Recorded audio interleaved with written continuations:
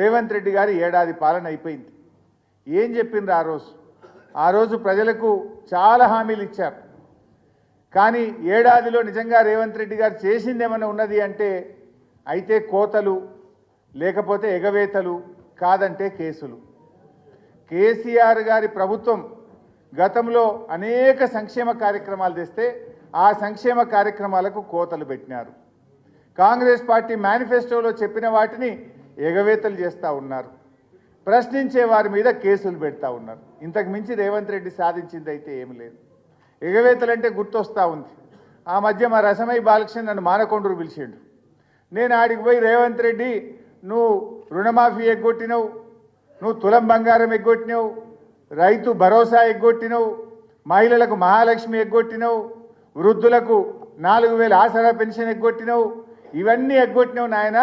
నీ పేరు యనుమల రేవంత్ రెడ్డి కాదు, నువ్వు ఇప్పటి నుంచి ఎగవేతల రేవంత్ రెడ్డివి అన్న. అరే ఎగ్గొట్టినోని ఎగ్గొట్టిండు అంటే కూడా తప్పేనా? ఇది అన్నందుకు ఆడ మానకొండూరులో నా మీద పోలీస్ స్టేషన్లో కేసు పెట్టారు. ఇప్పుడు నోటీసుల మీద నోటీసులు వస్తున్నాయి నాకు, రా పోలీస్ స్టేషన్ కానీ. ఎగ్గొట్టినోని ఎగ్గొట్టిండు అంటే ఇది తప్ప? నువ్వు ఎగ్గొట్టింది నిజం కాదా? నువ్వు కోతలు పెట్టింది నిజం కాదా? ఇదంటే రేవంత్ రెడ్డికి కోపం వస్తూ ఉన్నది. ఏం చేసినావు నాయన నువ్వేమన్నా అంటే పబ్లిక్ డైవర్షన్.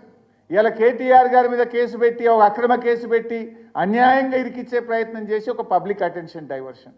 దీనికంటే ముందు లగచెర్ల రైతులను అరెస్ట్ చేసి 15 రోజులు లగచెర్ల పేరు మీద డైవర్షన్ చేసినావు. దానికంటే ముందు అల్లు అర్జున్ పేరు మీద డైవర్షన్ టాక్టిక్స్ చేసినావు.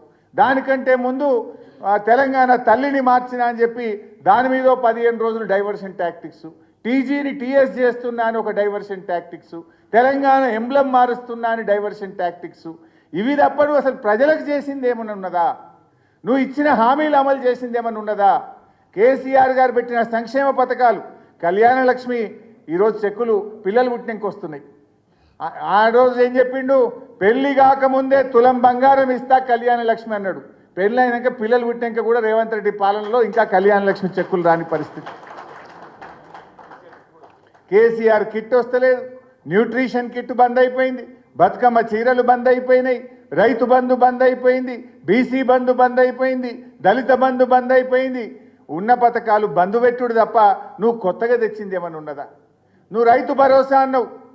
అప్పుడేమో పార్లమెంట్ ఎన్నికల ముందు ఒక్కసారి మళ్ళా కేసీఆర్ ఇచ్చిన రైతు బందే ఇచ్చిండు.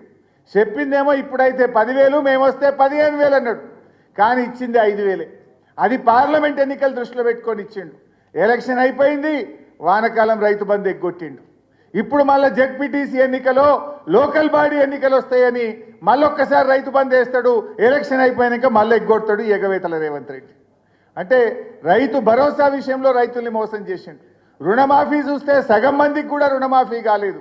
పంటల బీమాని ఊరించిండు, 2 పంటలకు కూడా పంటల బీమా ఎగబెట్టిండు. ఏ ఒక్కటి కూడా ఏ వర్గానికి కూడా ఇచ్చిన మాట నిలుపుకున్న పరిస్థితి లేదు. రైతులకు మోసం, మహిళలకు మోసం. మహిళలంటే గుర్తొస్తుంది, మొన్న జార్ఖండ్ రాష్ట్రంలో హేమంత్ సోరెన్ గారు కొత్తగా ముఖ్యమంత్రి అయిండు. ఆయన ఎన్నికల్లో మాట ఇచ్చిండు, నా ప్రభుత్వం అధికారంలోకి వస్తే 2,500 మహిళలకు ఇస్తా అన్నాడు. మొదటి నెలలోనే 2,500 ఇచ్చాయన్న మాట నిలుపుకున్నాడు. మరి రేవంత్ రెడ్డి నువ్వేమో 100 రోజుల్లో ఇస్తా అని బాండ్ పేపర్ మీద సంతకాలు పెట్టి 13 నెలలు నిండినా ఈరోజు మహాలక్ష్మి పథకాన్ని రాష్ట్రంలో అమలు చేయలేదు. మహాలక్ష్మి ఎగబెట్టిండు. అదేవిధంగా పక్కన ఆంధ్రప్రదేశ్లో మొదటి నెలలోనే 2,000 పెన్షన్ను 4,000 చేసి ఆంధ్రప్రదేశ్ ప్రభుత్వం మాట నిలబెట్టుకున్నది. రేవంత్ రెడ్డి గారు ఆ రోజు అవ్వా నీ పింఛన్ ఎంత?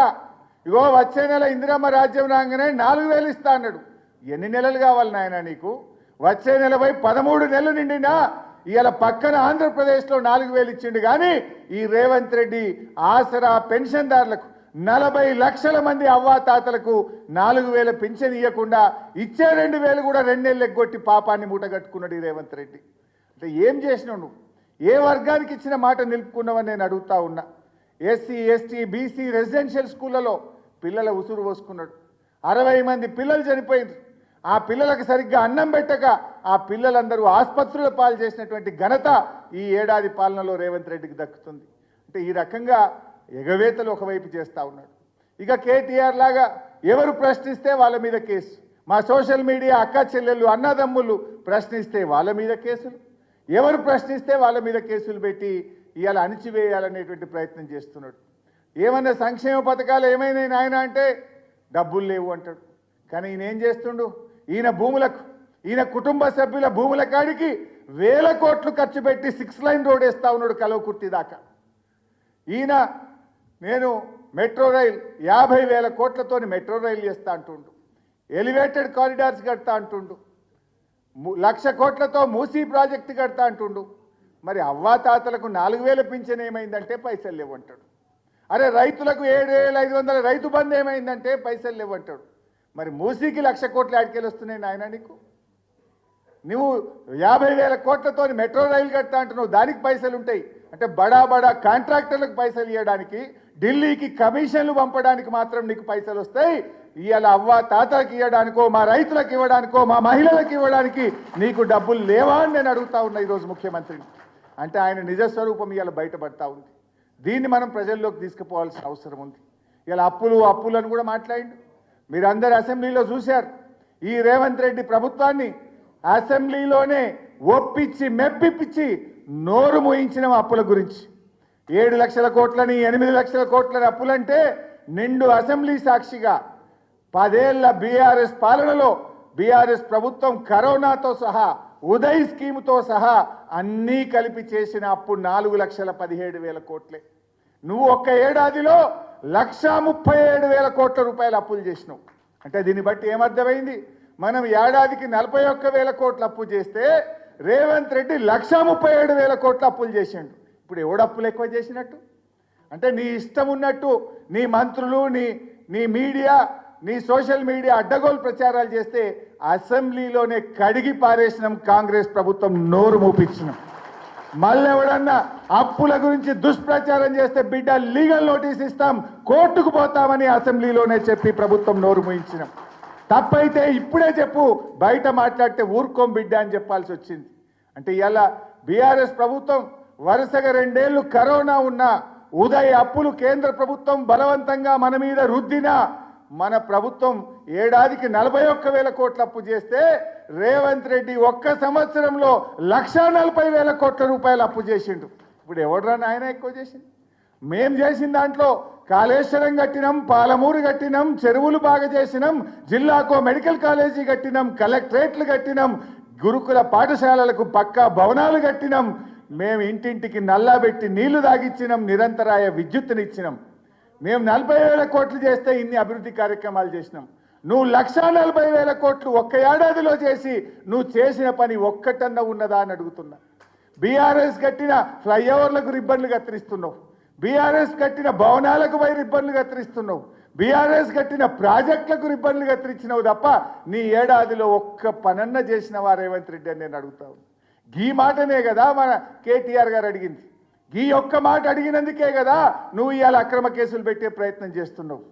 ఇలా మనమందరం ఇవాళ బీఆర్ఎస్ పార్టీలో ఏ కార్యకర్తకు ఇబ్బంది వచ్చినా పార్టీ అండగా నిలబడ్డది. లగచర్లలో రైతుల కోసం గిరిజన రైతులకు బేడీలేస్తే కేటీఆర్ గారు పర్సనల్గా తన కుటుంబ సభ్యుడు అరెస్ట్ అయితే ఏ రకంగా పనిచేస్తారో లగచర్ల గిరిజన రైతుల కోసం కేటీఆర్ గారు అంత కష్టపడ్డారు. వారి బెయిల్ కోసం, వారిని విడుదల చేయడం కోసం వారి కుటుంబ సభ్యులను కూడా 3 సార్లు కలిసి ధైర్యాన్ని ఇచ్చి ఆ కుటుంబాలకు కూడా అండగా నిలబడి వాళ్ళను జైలు నుంచి గౌరవంగా బయటకు తేవడంలో ఒక పార్టీ వర్కింగ్ ప్రెసిడెంట్గా ఆయన కృషి చేశారు. ఆ రకంగా పార్టీలో ఏ కార్యకర్తకు, ఏ సోషల్ మీడియా యాక్టివిస్టుకు, ఏ ఉద్యమకారుడికి, ఏ పార్టీ నాయకుడికి మన కౌశిక్ రెడ్డి మీద ఇంటి మీద దాడి జరిగినా పార్టీ మొత్తం అందరికీ ఆ కార్యకర్తలకు, ఆ నాయకులకు అండగా నిలబడ్డది. నేను ఇప్పుడు కూడా చెప్తున్నా, కేటీఆర్ గారు కూడా ఒక కార్యకర్తనే, కేటీఆర్ గారు కూడా పార్టీలో ఒక ఉద్యమకారుడే. ఇవాళ ఆయనకు ఆపదొస్తే కూడా మొత్తం పార్టీ కూడా వారికి అండగా నిలబడుతుంది.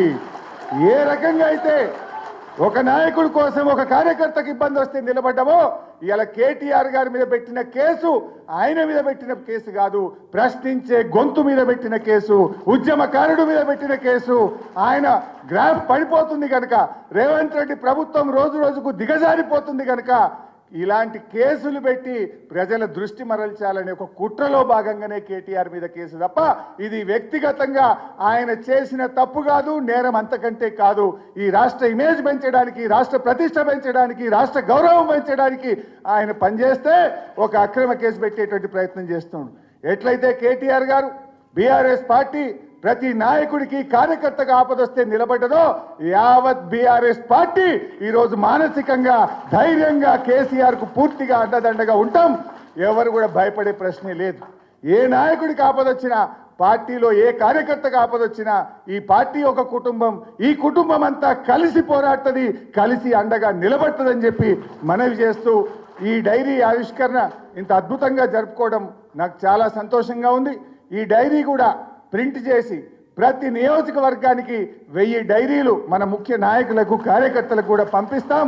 అందరూ కూడా దీన్ని తప్పకుండా ఉపయోగించాలని చెప్పి కోరుతూ జై